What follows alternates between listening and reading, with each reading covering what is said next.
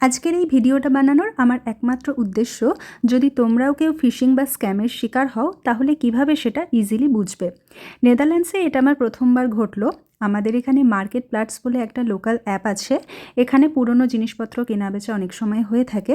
আমিও একটি জিনিসের অ্যাড দিয়েছিলাম। তো আজকে সকালেই দিয়েছিলাম এবং হঠাৎ করে দেখলাম আমার কাছে একটা মেল ঢুকলো।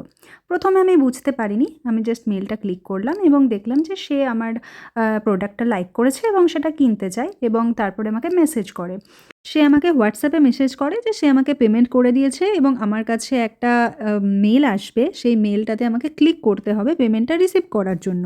অবভিয়াসলি তখনই বুঝে যায় যে এটা স্ক্যাম, বাট তাও জাস্ট ও কী পাঠিয়েছে সেটা দেখার জন্য আমি ক্লিক করি মেলটা এবং সেখানে প্রথমেই সেন্ডারটা চেক করি এবং সেন্ডারটা দেখেই বুঝতে পারি যে এটা ফেক।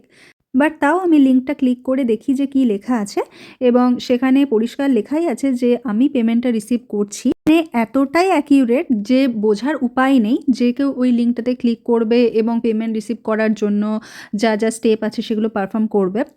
বাট আমি সেটা করিনি, কিন্তু যেহেতু আমি লিঙ্কটাতে ক্লিক করে দিয়েছিলাম তো সঙ্গে সঙ্গে আমার কাছে ব্যাংক থেকে কল আসে এবং আমাকে জানায় যে আমার অ্যাকাউন্টটার থেকে কোনো একটা স্ক্যামিং হতে যাচ্ছিল, ওরা সেটা বুঝতে পেরেছে এবং সেই জন্য অ্যাক্সেসটাকে ডিনাই করে দিয়েছে এবং আমার কাছে জানতে চায় যে কী ঘটেছে। আমি তাদেরকে সবটাই বলি, বাট এটাও আমি বুঝলাম যে এখানে স্ক্যাম হওয়াটাও খুব একটা ইজি ব্যাপার না, সব কিছুই এখানে ট্র্যাক করা যায়। তো যাই হোক, একটা কথাই বলবো যে যখন কোনো রকম এরকম মেল আসবে ফার্স্টেই তোমরা সেন্ডারটা চেক করে নেবে এবং ডোমেনটাও চেক করে নেবে।